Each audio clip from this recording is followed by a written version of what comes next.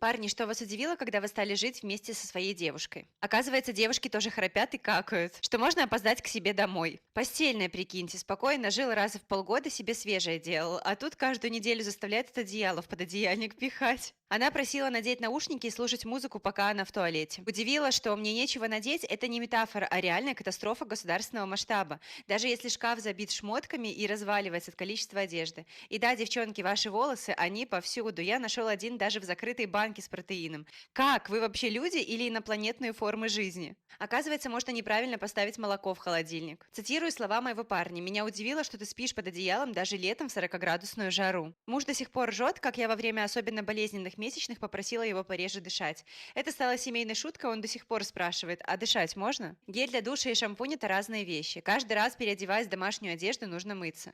Мыть посуду нужно по одной тарелке, а не скопить и помыть все за раз. Чашки должны подходить под всю посуду, а не Дима, твои литровые кубки тут не в тему. Стул – это не шкаф, хотя в армии мне говорили другое.